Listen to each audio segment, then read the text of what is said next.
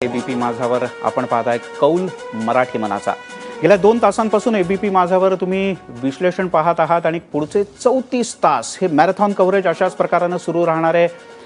निवडणुकांचे निकाल तुम्ही उद्या पाहणार आहात, मात्र तेच निकाल असे का लागणार आहेत त्याचं योग्य अचूक विश्लेषण तुम्ही आता एबीपी माझावर सलगपणे पाहणार आहात। राज्याच्या सत्तेतले भागीदार आणि 2 तपांचे पक्के मित्र राज्यातल्या महानगरपालिकांच्या निवडणुकांच्या निमित्ताने एकमेकांचे राजकीय शत्रू झाले खरे। अर्थातच मी बोलतोय शिवसेना आणि भाजपबद्दल, पण पालिका आणि जिल्हा परिषदांच्या निकालानंतर सेना भाजपतले संबंध मधुर राहतील का, याच विषयावर आपण सविस्तरपणे चर्चा करणार आहोत। आपल्यासोबत राजकीय विश्लेषक अभय देशपांडे आहेत, प्रकाश महाजन आहेत राजकीय निरीक्षक, यासोबतच आपल्यासोबत प्रशांत दीक्षित आहेत, ज्येष्ठ पत्रकार युवराज मोहिते आहेत, आपल्यासोबत एबीपी माझाचे संपादक राजीव खांडेकर आहेत आणि धर्मेंद्र जोरे आहेत मिड डेचे राजकीय संपादक। आपण आता मुख्य विषयाकडे थेट वळूयात। राजीव सर, इतक्या पद्धतीचे म्हणजे विधानसभेला आपण हे संबंध ताणलेले बघितले, ते अफजल खानाच्या फौजांपासून विविध प्रकारचे, मध्ये काही दिवस ते मधुर झाले आणि या निवडणुकांच्या वेळेला परत ते इतके ताणले गेलेत की आता निवडणुकांच्या नंतर स्वाभाविकपणे ते मधुर होतील का करावे लागतील? नाही, ते स्वाभाविकपणानं मधुर होण्याची प्रक्रिया मला वाटतं सुरू झाली। दानवेंचं मातोश्रीवरचं जाणं, मुलाच्या लग्नाच्या आमंत्रणाची पत्रिका देण्याच्या निमित्तानं, तर मला असं वाटतं की पत्रिका हे तो बहाणा आहे, त्याच्याबरोबर आणखीनही गोष्टी त्याच्यातनं होतील। जेव्हा भेटतील तेव्हा चर्चा तर होईलच, चर्चा तर होणारच आणि त्याच्यामुळं याची सुरुवात होईल। अर्थात त्याच्यातनं खरंच ते किती मधुर राहतील हे आपल्याला निकालानंतर ते स्पष्ट होईल। जर समजा असं झालं की अडचणीचे असे आकडे आले शिवसेनेसाठी खास करून, तर ते मधुर होण्याची शक्यता कमी आहे। पण परिस्थिती अशी आहे की पुढच्या 2 वर्षांमध्ये आता राज्यामध्ये कुठल्याही निवडणुका नाही आहेत आणि त्याच्यामुळं ते संबंध चांगले ठेवणं हे त्या अर्थानं शिवसेनेसाठी त्यात काही फार नुकसान नाही। आत्ताची जी परिस्थिती आहे की सत्तेत राहायचं आणि विरोध करायचा, तर त्या पद्धतीनं पुढची 2 वर्ष रेटून न्यायचं आणि ऐन निवडणुकीच्या तोंडावर ह्याच्यापेक्षा जास्त आक्रमकपणानं काहीतरी एखादा नैतिक मुद्दा घेऊन बाहेर पडायचं, या प्रकारची स्ट्रॅटेजी शिवसेना करू शकते। मला असं वाटतं की उद्याच्या आकड्यांवर बरंच अवलंबून आहे, पण ते अशक्य आहे असं काही नाही। तितके मधुर होतील का जितके ते काही वर्षांपूर्वी होते, तर त्याचं अर्थातच उत्तर नाही असं आहे। दीक्षित सर, कारण काच अशी असते की जी एकदा तळा गेला की परत जोडता येत नाहीये, हे संबंध तसेच आहेत?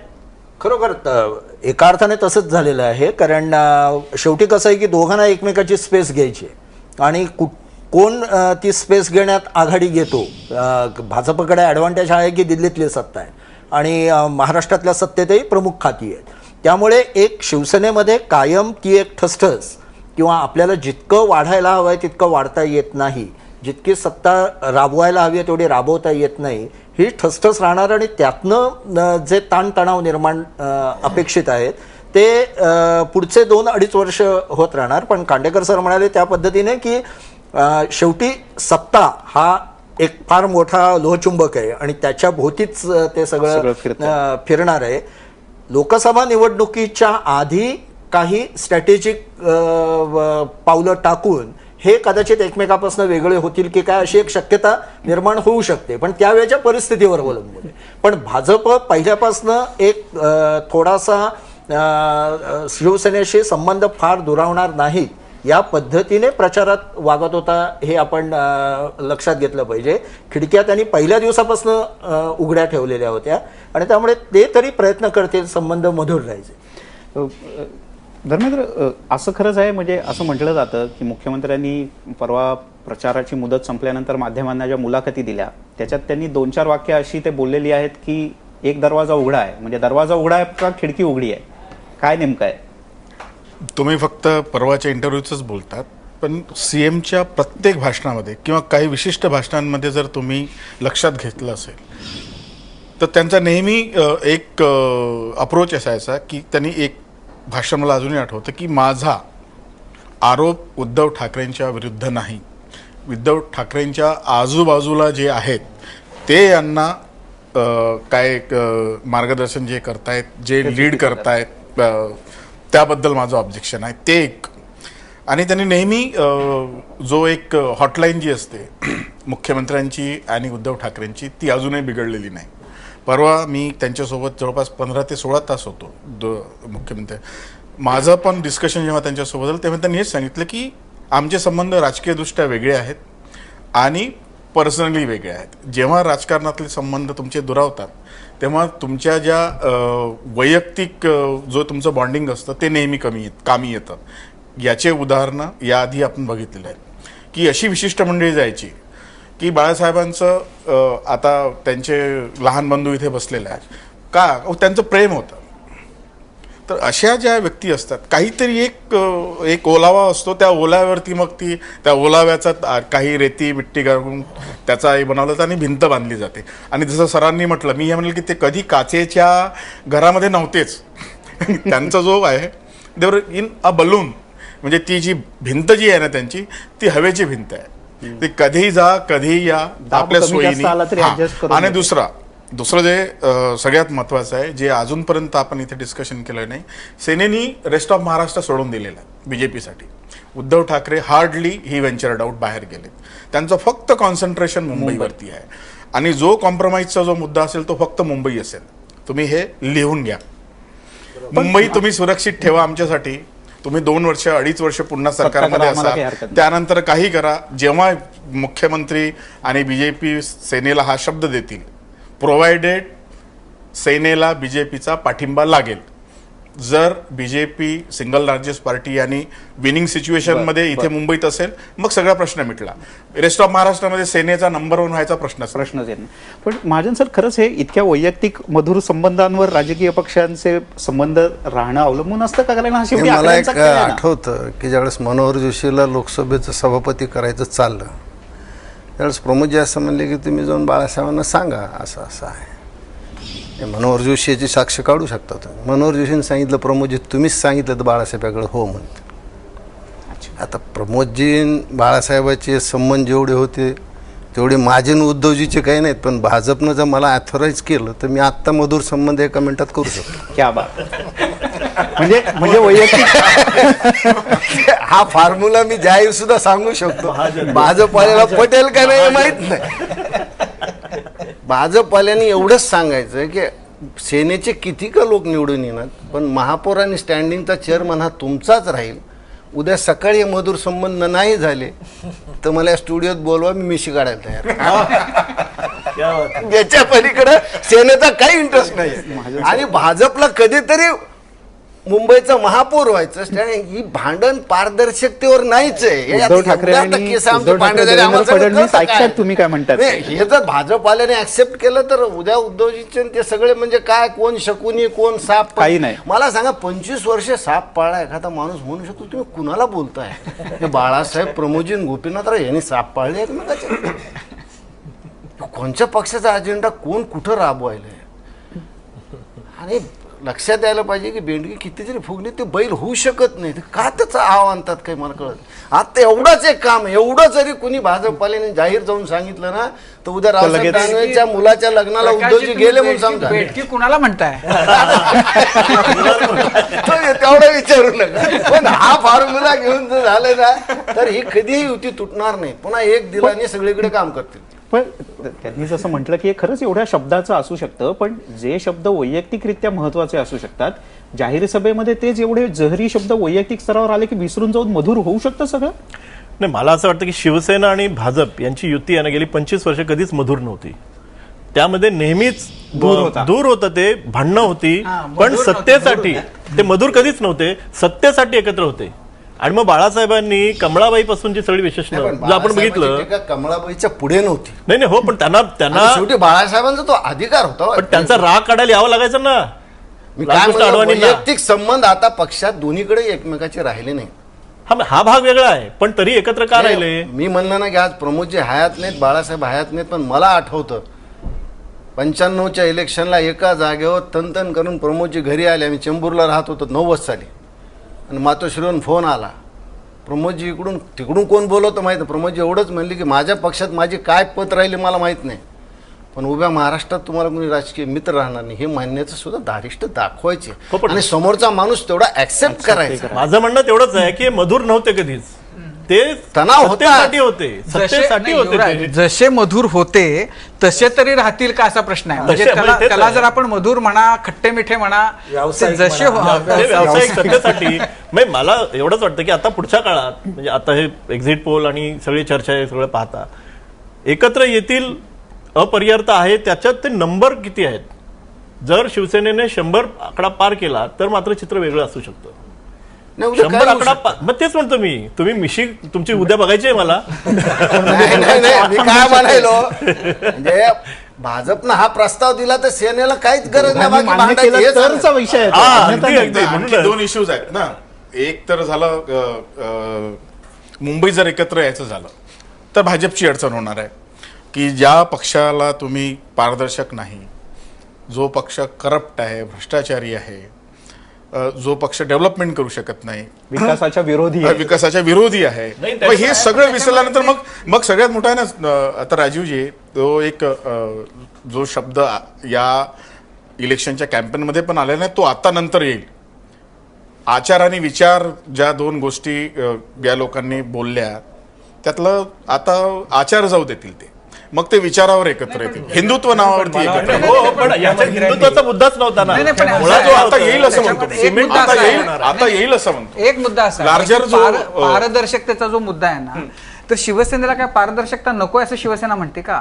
शिवसेनेचं फक्त आक्षेप या गोष्टीला होता की- सिलेक्टिव्ह पारदर्शकता नाही, नव्हती. त्यांचा आक्षेप या गोष्टीला होता की तुम्ही पारदर्शकतेचा मुद्दा करून आम्हाला बदनाम करताय, तर त्या बदनामीला शिवसेनेचा विरोध होता. आता काल मुख्यमंत्र्यांनी सांगितलं की पारदर्शकतेच्या मुद्द्यावर आम्ही एकत्र येऊ शकतो, तर शिवसेना थोडंच म्हणणार आहे की आम्ही अपारदर्शक आहोत, आम्ही काही झालं तरी पारदर्शकता आम्हाला अमान्य आहे. आणि मुख्यमंत्र्यांचा मुख्य आक्षेप काय आहे?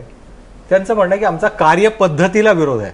आणि काल त्यांनी स्पष्ट सांगितलं की या कार्यपद्धतीमध्ये सुधारणा जर होणार असेल तर आम्ही एकत्र यायला तयार आहोत. मुळात प्रश्न असा आहे की जे नंबर येतील, जर शिवसेना आज मुंबईत तरी किमान अजून थोरला भाऊ आहे, उद्या जर तिथे धाकटे पण आलं तर ते पचवणार का शिवसेना? मला वाटतं हा महत्वाचा प्रश्न आहे पुढच्या संबंधावर. तसं झालं जर तसं जर झालं तर पुढची 2.5 वर्ष ते एकत्र जरी असले सत्तेसाठी तरी मला वाटतं की त्यांचे संबंध आपण मधुर म्हणू अशा प्रकारचे नसतील.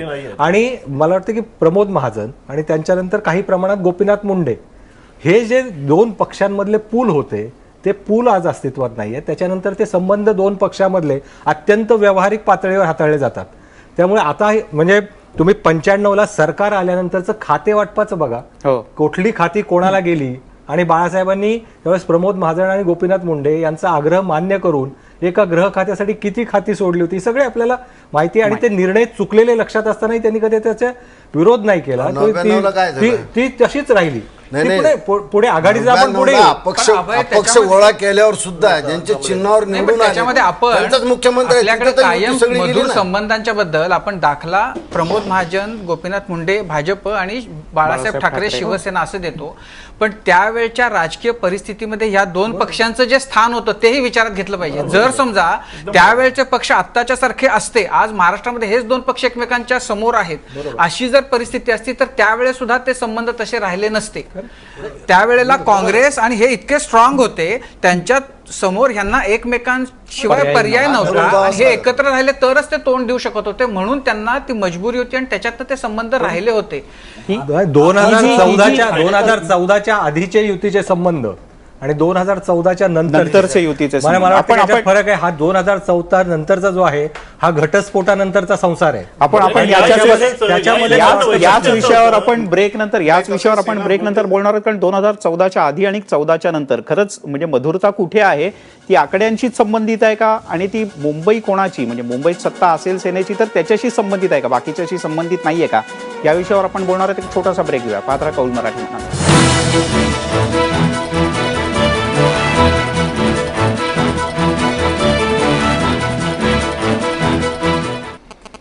ब्रेक नंतर या चर्चेमध्ये आपल्या सगळ्यांचं पुन्हा एकदा स्वागत. आपण कौल मराठी मनाचा काय आहे ते जाणून घेतो आहोत, आणि आपला विषय आत्ता सुरू आहे तो म्हणजे ज्या पद्धतीचे संबंध शिवसेना भाजपमधले इतके ताणले गेलेले आहेत, इतक्या प्रकारचे आरोप या दोन्ही पक्षांच्या प्रमुखांनी या पक्षांवर केलेत, त्यांच्या कारभारावर केलेत, पारदर्शकता, काळा कारभार वगैरे वगैरे बरंच काही. आता जर का सत्तेची समीकरणं जुळवायला या शिवसेना भाजपमधले संबंध पुन्हा एकदा मधुर होतील, प्रश्नचिन्ह, आणि हे प्रश्नचिन्हच महत्वाचं आहे जे ज्याच्या त्याच्या सगळ्यांच्या मनात आहे. आणि तेच आपण जाणून घेतो. या चर्चेत आता माझ्याबरोबर सहभागी होत आहेत माजी सनदी अधिकारी अविनाश धर्माधिकारी सर, स्वागत आहे. तुम्हाला काय वाटतं, चर्चेच्या पूर्वी असा सूर होता की व्यावहारिक व्यावसायिक अशा प्रकारचे संबंध आहेत, मुंबईच्या भोवती हे सगळं आहे, जर का मुंबईत सेनेची सत्ता आली तर हे संबंध मधुर होतील, पण मुंबईत सेनेची एखादी सत्ता नाही आली तर? मला वाटतं मधुर होतील. कशामुळे, काय अनेक कारण आहेत. अर्थात सगळ्यात महत्त्वाचं, सत्ता हा सगळ्यात पॉवरफुल ग्लू चिकट एकत्र आणणारा. त्यामुळे आकड्यांचं जर गणित दिसून आलं की मेजॉरिटी त्यामुळे तयार होईल, तर त्याचा अर्थ एक प्रकारे जनमताचा कौल आहे की एकत्र या, त्यामुळे मधुर होतील. कितीही नाही म्हणलं तरी दोघांचेही मुख्यतः आयडिओलॉजिकल सगळे दृष्टिकोन एक समान आहेत. तसं म्हणलं तर व्होटर बेस काही वेगवेगळा आणि काही कॉमन. त्यामुळे कुठेतरी लक्षात घ्यावं लागेल की असं सारखं नळावरची भांडणं भांडून काही संसार चालवता येणार नाही आहे. पण मला अगदी थोडक्यात आणखी एक अगदी थोडक्यात म्हणायचं आहे, तमिळनाडूचं राजकारण जसं सगळं DMK AIDMK म्हणजे खरं म्हणजे आयडिओलॉजी समान, पण बहुधा गट व्यक्ती निष्ठा कोणावर घेतल्या, नाहीतर जो तमिळ विचार आहे तो तसा दोघांचा एक समानच आहे. तर महाराष्ट्राचं राजकारण काहीसं तसं होतं आहे का? तर तसं झालं तर तमिळनाडूचा दाखला आहे की मग त्याच्यापुढे DMK AIDMK जन्मात कधी एकत्र आलेले नाहीत आणि येण्याच्या सुतराम शक्यता नाही. तमिळनाडूचं राजकारण डिफाईन होतं DMK AIDMK. आणि दुसरा छोटा मुद्दा, एक काय लोकशाही जीवनातली वस्तुस्थिती आहे की शिवसेना भाजप हे दोन वेगळे पक्ष आहेत. ज्याला त्याला स्वतःचा बेस टिकवायचा आहे आणि लोकशाहीमध्ये त्याच्यातनं सत्ता मिळवायची, हे पण एक सत्य आहे समजा. मग मला म्हणायचं आहे फक्त तो संघर्ष काहीतरी प्रगल्भता दाखवून करता येणं शक्य नाही आहे का? 95 साली समजा मी राज्याच्या मुख्यमंत्र्यांकडे एक अधिकारी होतो, पण मी त्यावेळच्या प्रेस कॉन्फरन्समध्ये सुद्धा हा प्रश्न ऐकला आहे, मुख्यमंत्र्यांना विचारलेला की ही आत्ता झाली ही सेमीफायनल आहे का? प्रश्नाचा अर्थ की जणू केव्हा ना केव्हा तरी शिवसेना विरुद्ध भाजप ही फायनल होणारच आहे. तर एक प्रकारची लोकशाही जीवनातली राजकीय अपरिहार्यता समजू शकते, पण आज त्या लढाईला काहीतरी जराशी एक प्रगल्भता आणि ह्याच्या अगदीच नळावरची भांडणं आणि खरं म्हणजे पातळी सोडूनची पेक्षा मग जर जनमताचा कौल आला की मेजॉरिटी तर तुम्हाला कोणाला ऐकाल नाही, तर निदान त्याचा अर्थ नीट एकत्र कारभार करा आणि विकासाकडे लक्ष द्या. तुम्ही सहमत आहात त्याच्याशी? अण्णा DMK आणि DMK सारखं वाटत नाही. थोडंसं अशासाठी की मगाशी जी आपल्या आधीच्या सेगमेंटमध्ये चर्चा होती की महाराष्ट्रात प्रचंड मोठ्या प्रमाणात सुप्त अवस्थेत अजून काँग्रेस कायम आहे, सुप्त अवस्थेत. ती मगाशी जसं आपण म्हटलं की आत्ता भाजपमध्ये अनेक जण आहेत ते काँग्रेसमधलेच आहेत. मगाशी की वेगवेगळे चेहरे म्हणजे चिन्ह बदलत आहेत. मागचा जो फोर्स आहे तो काँग्रेसचा आहे. मी मुंबई बाहेरचं म्हणते, म्हणजे रेस्ट ऑफ द महाराष्ट्र. दिल्लीत सत्ता बदल झाला तर इकडे तशा पद्धतीचा बदल होऊ शकतो.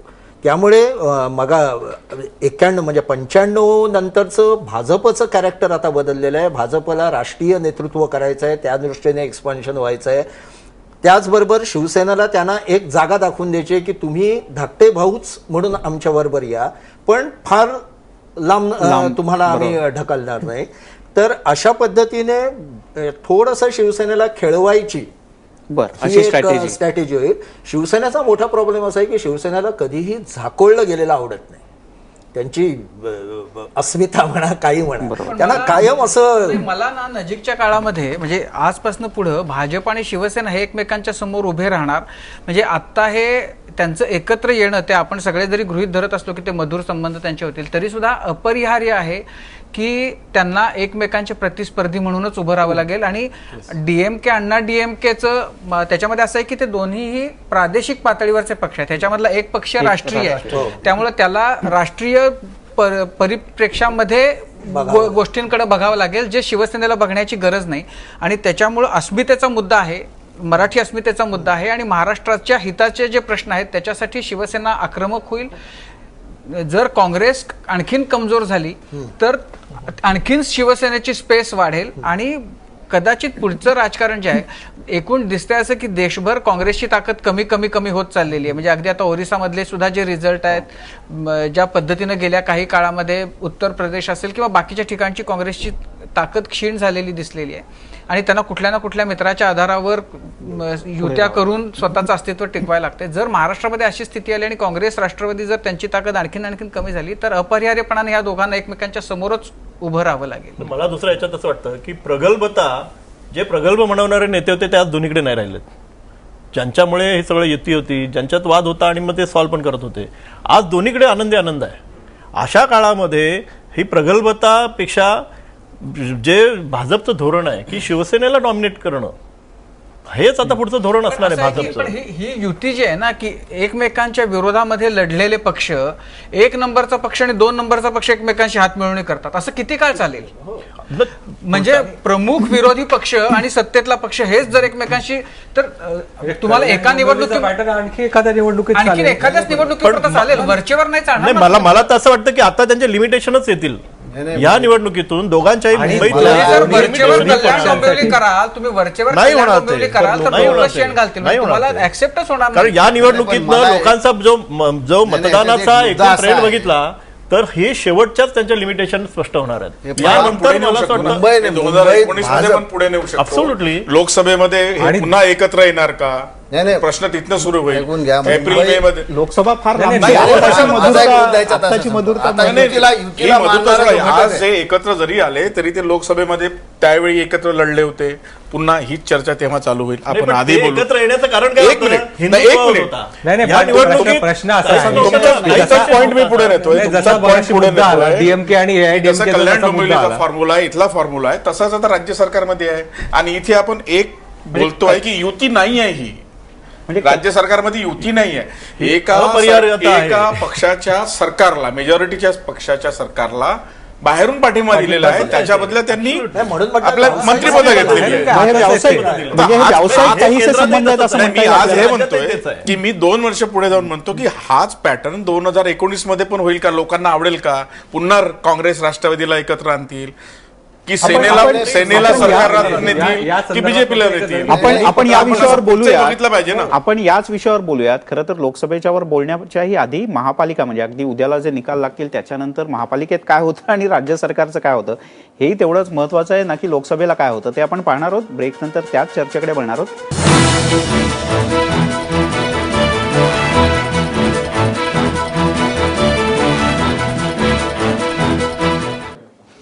ब्रेक नंतर आपल्या सगळ्यांचं पुन्हा एकदा स्वागत. शिवसेना भाजपचे संबंध हे या निवडणुकांच्या निकालानंतर मधुर होतील का?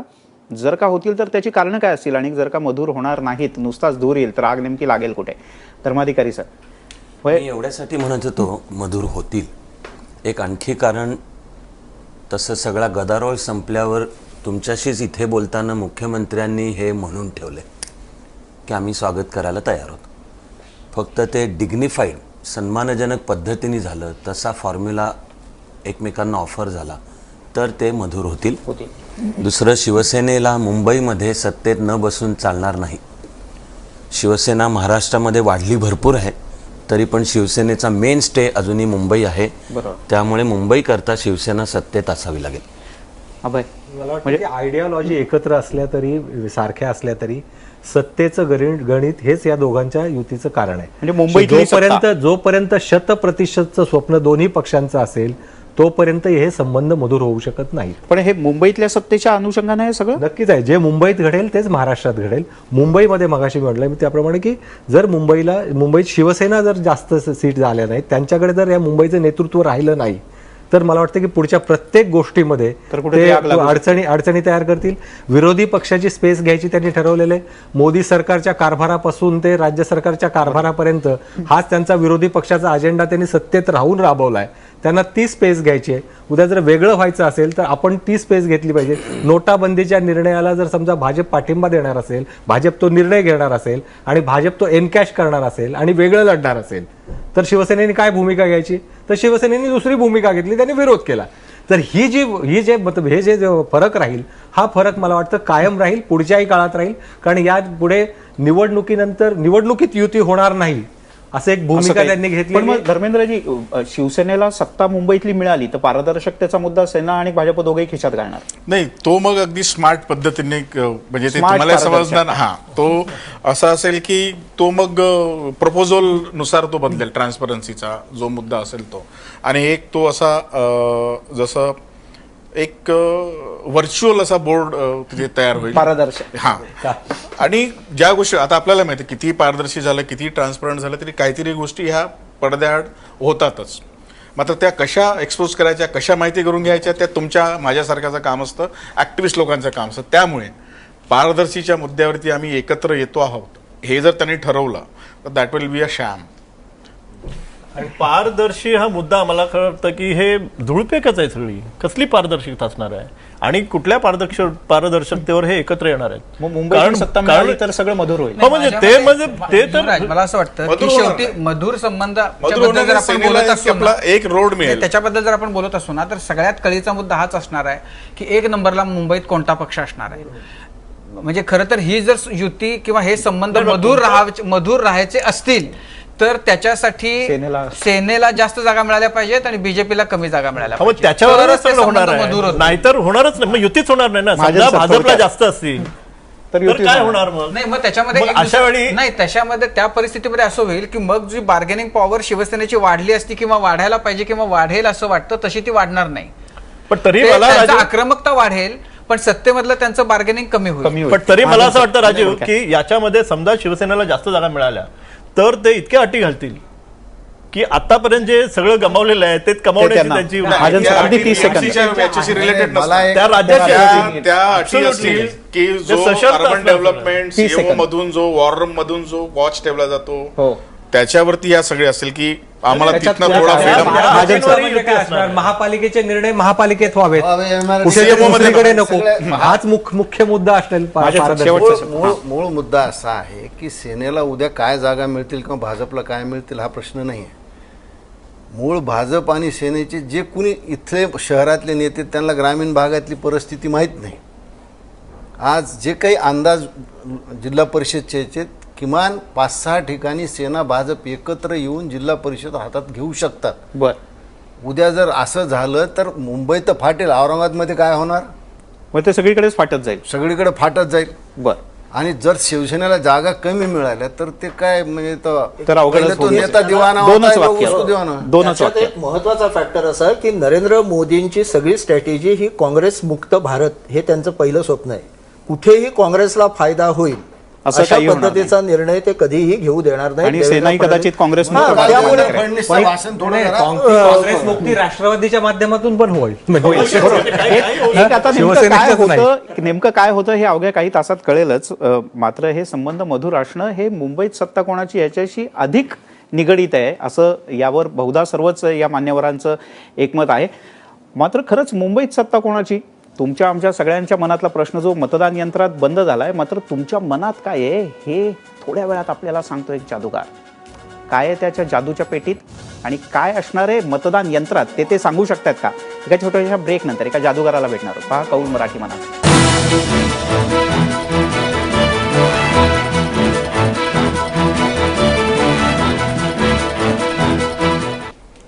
सलग 36 तासांच्या एबीपी माझाच्या कौल मराठी मनाच्या महाकव्हरेजमध्ये आपल्या सगळ्यांचं पुन्हा एकदा स्वागत. ब्रेकवर जाण्यापूर्वी मी असं म्हटलं होतं की एक जादूगार ब्रेकच्या नंतर आपल्याबरोबर असणार आहेत. खरं तर ते माणसाच्या मनात काय जादू सुरू असते ना ते ओळखणारे माइंड रीडर आहेत. आणि आपल्यासोबत आहेत भूपेश दवे. भूपेशजी, स्वागत आहे आपलं या सगळ्या गप्पांमध्ये. आणि काल जसं अनेक राजकीय पक्षांचे नेते होते तसेच आता अनेक पत्रकार आहेत महाराष्ट्रातले दिग्गज आणि त्यांच्या समोर आपण काही खास माइंड पॉवर किंवा माइंड गेम आपण बघणार आहोत. सुरुवातीला आपण पाहूयात काही प्रमुख राजकीय पक्षांचे जे नेते आहेत ना ते आपण काय बोलले प्रचार सभांमधनं याच्यातल्या काही छोट्याशा क्लिप्स पाहूयात आणि मग त्यांची देहबोली काय सांगते आणि त्याच्यातनं भूपेशजी काय ओळखून दाखवत आहेत ते आपण पाहूयात. सगळ्यात सुरुवातीला पाहूयात राज्याचे मुख्यमंत्री देवेंद्र फडणवीस यांनी काय म्हटलं. एक बँक आहे उद्धव ठाकरेंची, आदित्य ठाकरेंची. त्या बँकेची अवस्था कशी आहे? ती लेना बँक आहे, देना बँक नाही आहे. त्यांना देणं समजतच नाही, लेणंच समजतं. त्यामुळे लेना बँकेने एकदा घेतलं की देना येतच नाही, परत काही नाही. दुसरी बँक आहे राष्ट्रवादी काँग्रेसची. सध्या काही दिवसापुरतं ती बँक बंद करून ठेवण्यात आलेली आहे. तिसरी बँक आहे, जी बँक आहे सन्मान्य राज ठाकरेंची. या बँकेची अवस्था काय आहे? हेड ऑफिस कृष्णकुंज, आमची कुठेही शाखा उरलेली नाही. त्यामुळे आता बंधू भगिनींनो, आता नेमकं या ठिकाणी आपल्याला गुंतवणूक करायची मतांची, तर कुठे करणार? भारतीय जनता पक्षामध्येच आपली गुंतवणूक होणार. भूपेशजी, देवेंद्रजींच्या मनात काय चाललंय नेमकं? काय तुम्ही याच्यावरनं रीड केलं? बेसिकली जर तुम्ही त्यांच्या देहबोलीवर लक्ष दिलं तर सुरुवातीला असं वाटते की हे त्यांचे रोजचेच टॉपिक असल्यामुळे चांगलं, ज्याला पाठांतर म्हणा किंवा आकलन म्हणा, ते झालेलं आहे. पण आवाजातला जो स्ट्रेस आहे तो स्ट्रेस मेंटल असू शकतो, फिजिकल असू शकतो, इमोशनल असू शकतो. आणि अवेलेबल इन्फॉर्मेशन देत असताना बंधू आणि भगिनीनं जेव्हा हे 4 बोट पुढे जातात तेव्हा कन्व्हिन्सिंग आहे की तुम्ही मला समजून घ्या आणि मला सपोर्ट द्या. ह्या गोष्टी ठळकपणे आपल्याला क्लिअर कट दिसतात. आवाजातून इमोशनल किंवा मेंटल स्ट्रेस दिसतो. ॲट द सेम टाइम आकलन सब्जेक्टचं खूप क्लिअर दिसतं. कॉन्फिडन्स, आत्मविश्वास, कॉन्फिडन्स ह्या क्षणाला मी देहबोलीवरून 50-50 म्हणू शकतो, कारण मी तुम्हाला सांगितलं स्ट्रेस दिसतो त्यांच्या आवाजात. यानंतर शिवसेनेचे पक्षप्रमुख उद्धव ठाकरे यांच्या भाषणाची एक क्लिप पाहूया. आज मी आपल्या शिवसेनेच्या नवीन वाटचालीची घोषणा करतोय. सोबत देणार आहात? माझी तयारी निखाऱ्यावरती चालण्याची आहे. तुमची तयारी आहे? मला माझ्या सोबत निखाऱ्यावरनं चालणारे सैनिक पाहिजेत. इथले निखारे नको आहेत.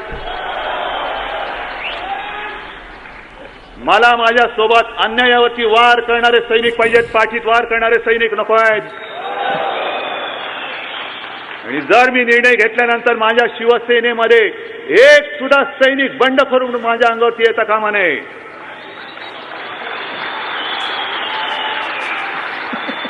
तुम्ही मला फक्त वज्रमुठ द्या, दात पाडायचं काम मी करून दाखवतो. आणि मला कुमकुमी आलेलं नाहीये.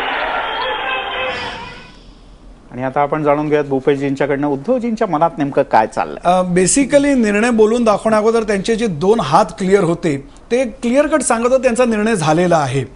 आणि ज्याला म्हणतो की बॅलन्स जजमेंट आहे, की आक्रमकपणा होताच होता, परंतु खूप सावध आक्रमकपणा होता. ज्याला आपण म्हणतो 20 चेंडूमध्ये 30 बॉल काढायचे आहेत आणि एकच विकेट आहे.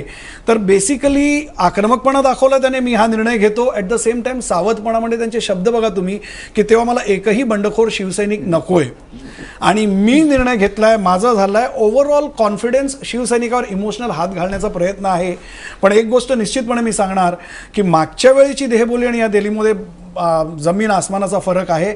यावेळेस त्यांचे सल्लागार कोण आहे मला माहीत नाही, पण विधानसभेच्या वेळेस जी देहबोली खूप मवाळ होती ती या क्षणाला आक्रमक होती. आणि आत्मविश्वास दांडगा, स्वतःवरचा आत्मविश्वास दांडगा. ठीक आहे, मी हाच प्रश्न तिन्ही नेत्यांच्या संदर्भात विचारणार आहे. आणि यानंतर वळूयात राज ठाकरे यांच्याकडे.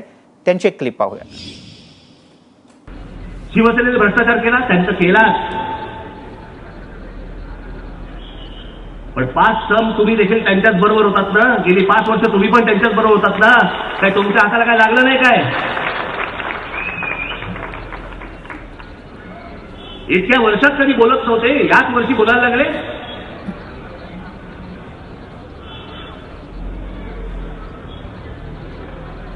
हेच सगळे मुंबईचे लोक भारतीय जनता पक्षाचे बघत होते ना आतापर्यंत. मुंबई महानगरपालिका एकत्रच होतात ना तुम्ही, शिवसेना आणि भारतीय जनता पक्ष. का तुम्ही तुमचा काय भ्रष्टाचारात हातभार लागला नाही काय?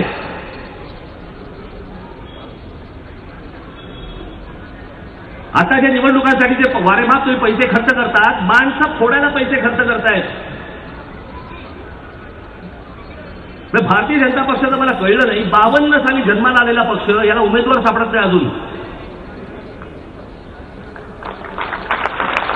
त्याला दुसऱ्यांच्या घरात बघत असतो. तुला पोर झालं का, मी आणतो फिरून. तुला पोर झालं का, मी आणतो फिरून. खास राज ठाकरे शैली आपण यावेळेला पुन्हा एकदा ऐकली. Bhupesh, up to certain extent unpredictable आहे, कारण त्यांना सायकोलॉजी ऑडियन्सची खूप चांगली माहिती आहे.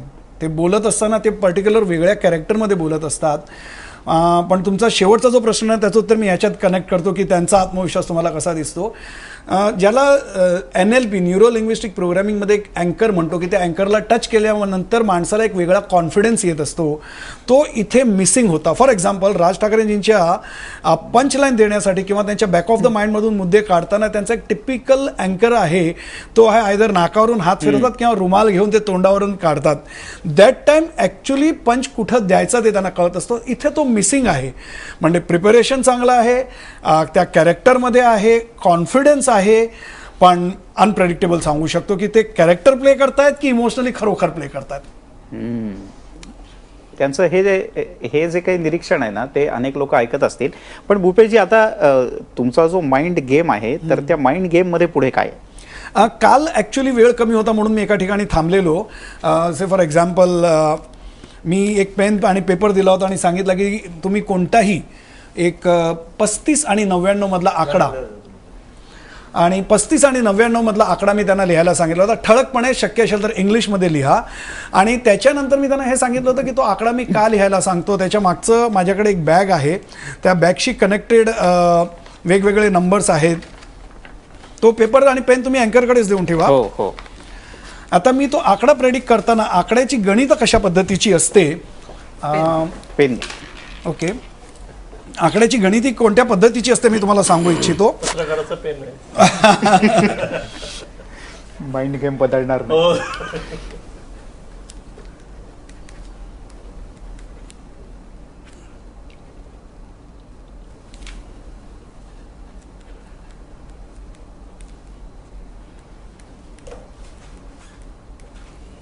आता ओके, फक्त हो किंवा नाही. सर तुम्ही लिहिलाय बरोबर आहे? नाही, सरांनी लिहिलंय. तुम्ही लिहिलंय. माइंड गेम कशा पद्धतीने असते मी तुम्हाला सांगतो की तुम्ही लिहिलेला आकडा ह्याच्यात आहे किंवा नाही. मला दिसलंच नाही. तुम्ही जर बघितलं असेल तर हो किंवा नाही सांगा फक्त. नाही, त्यांनी लिहिलेला आकडा नाही, सांगू नका हो किंवा नाही. नाही आहे. फॅन्टॅस्टिक. मी नेहमीच माझ्या ऑडियन्सना जिंकण्याची संधी देत असतो. असं मी तेव्हाच बोलतो जेव्हा मी फसतो, but not at the cost of my loss. He mind game आहे. तुम्हाला वाटत असेल इथे नाही आहे, मी म्हणतो इथे आहे. Let us prove in a different वे. तुम्ही खरं बोलता, मी खरं बोलतो, आणि विन विन सिच्युएशन कशाला म्हणतात. फॉर द फर्स्ट टाइम सगळ्यांच्या समोर आता मी तुम्हाला विचारतो की तो आकडा कुठला आहे आणि तुम्ही म्हणता नाही आहे, मी म्हणतो आहे. Let's prove in a different वे. कोणता आकडा आहे तो? आकडा सांगू? हा सांगा ना. 49. 49. सर हे बघा, 2 + 28 + 8 + 11 टोटल 49. 7 + 12 + 1 + 29 टोटल 49. 9 + 6 + 30 + 4 टोटल 49. 31 + 3 + 10 + 5 टोटल 49. तितकंच नव्हे तर 2 + 7 + 9 + 31 टोटल 49. ह्या ओळीची जरी तुम्ही टोटल केली क्लोजर घेऊन total 49. 8 + 1 = 30 10 total 49. 11 + 29 4 5 total 49. That's not all. कुठलेही 4 आकडे तुम्ही घ्या, 1 2 3 4, ह्या चारींची जर बेरीज केली तुम्ही क्लोजअप मध्ये फ्रीज करून 2 + 28 = 7 12 2 + 28 7 12 टोटल ह्या चौघांची 49. 8 11 1 29 टोटल ह्या चौघांची देखील 49. 30 4 10 5 टोटल 49. 9 6 31 3 टोटल 49. मधले 4 12 1 6 30 टोटल 49. 4 corners 2 11 5 31 total 49. आडवी रेष टोटल 49. उभी रेष टोटल 49. भूपेशजी, म्हणजे हे ग्रेट आहे. पण मला एक सांगा की तुम्ही गेल्या काही दिवसात उद्धव ठाकरे, देवेंद्र फडणवीस, राज ठाकरे किंवा शरद पवार अशा कोणाला भेटून असे काही आकडे वगैरे घेतले होते त्यांच्याकडे? मी तुम्हाला प्रश्न विचारतो, तुम्हाला काय वाटतं की मी जर घेतले असते तर दिले असते? पण तुम्ही त्यांच्या मनातले ओळखू शकलात? येस, मी क्वेश्चन आन्सर किंवा संवाद साधला होता आणि त्याच्यातून मला जे काही उचलायचं होतं, आकलन करायचं होतं ते मी नक्कीच केलेलं आहे. 114चा आकडा कसा काढता येईल याच्यात? नाही, किंवा ते सांगतायत त्यातनं एक लक्षात येतं, कुठूनही युती होणार आहे. कुठूनही युती. 114चा गोळा करायचा आहे, तो आकडा तरी उभय आडवे तिरके करून 114 जमवता येतात. त्याच्यासाठी भूपेन दवेंना बरोबर ठेवलं पाहिजे. भूपेनजी, हे गणित बघून काही पक्षांमधले जे गणित तज्ञ आहेत ना, आकडे जुळवणार आहे, ते कामाला लागले असतील बहुधा.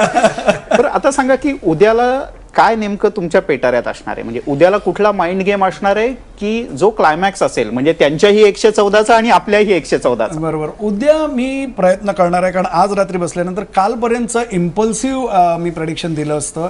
आज रात्री आणखीन वेगवेगळे आकलन, कारण जसे तुम्ही एक्झिट पोल करता तसं मी प्रत्येक गोष्टीवर नजर ठेवून, आणि आज रात्री मला जे काही कळेल की अशा पद्धतीने अंदाज इथपर्यंत जवळपास येऊ शकतो, शक्यतो झिरो डिफेक्ट करण्याचा मी प्रयत्न करणार आहे. तर सगळे ओपिनियन पोल्स, सगळ्यांची चर्चा मी ऐकत असतो, त्या सगळ्यांच्या आधारे मी एखादा पेपरमध्ये माझं प्रेडिक्शन लिहून तुमच्या विश्लेषकांच्या हातात देणार आहे, आणि ते तुम्ही म्हणजे कुलूप बंद करून, आणि म्हणजे कोणीही खोलू शकत नाही. 2 किंवा 3 किंवा 4 किल्ल्या जितक्या तुम्ही सांगणार देऊ शकतो. आणि द मोमेंट इलेक्शन काउंटिंग संपलं आणि संध्याकाळी आपण भेटू तेव्हा ती सगळ्यांच्या समोर पेटारा उघडून लेट्स सी कुठपर्यंत मी आकड्याची जुळवाजुळव करू शकतो. तुमच्या मगाशी तुम्ही जे देहबोलीवरनं अनालिसिस करत होता, त्यात कुठल्या नेत्याचा लोकांशी कनेक्ट जास्त झालेला आहे असं तुम्हाला वाटतं? कनेक्ट लोकांकडनं आणि त्या नेत्याचं? तिघांचे एक तुम्हाला सांगू का, खरं बोलायचं तर लोकांशी कनेक्ट ह्या क्षणाला मी बघायला गेलो तर 100% तिघांपैकी कोणाचा नव्हता असं माझं आकलन आहे. कारण उद्धवजी जेव्हा बोलत होते तेव्हा त्यांच्या मागे शिवसेनेची लेगेसी होती की माझी शिवसेना, बाळासाहेबांचं उदाहरण त्याने दिलं. राज ठाकरेजी जेव्हा बोलत होते तेव्हा त्यांचा तो कॅरेक्टर बोलत होता, तेव्हा तो इमोशनल पॉईंट त्यांना तो न कळतो म्हणून कदाचित असेल. आणि मुख्यमंत्री जेव्हा बोलत होते तेव्हा क्लिअर कट त्यांचं स्टडी दिसून येत होतं. इमोशन्स मला असं वाटतं नेहमी हार्टमधून येत असते. क्या बात आहे. आणि हाच मुद्दा खरं तर 2 राजकीय नेत्यांनी मांडला होता की आमचं जे हृदय आहे ना, तर ते कशा पद्धतीने बोलतं आणि चालतं. खरंच काय नेमकं होतं आणि उद्याला भूपेश दवे त्यांच्या पेटाऱ्यातनं काय नेमकं उघडतं हे आपण पाहणार आहोत. आजचा जरी 49चा आकडा हा आडवे उभे तिरपे सगळ्यांनी जुळलेला आहे, उद्या 114चा आकडा कोण जुळवत आहे आपल्याला कळेल. भूपेशजी खूप खूप धन्यवाद या सगळ्या गप्पांच्या बद्दल. एक अगदी छोटासा ब्रेक घेणार आहोत, एक एक्सप्रेस ब्रेक, आणि पुन्हा एकदा हे एक्सप्रेस विश्लेषण सुरू राहणार आहे एबीपी माझावर, कौल मराठी मनाचा.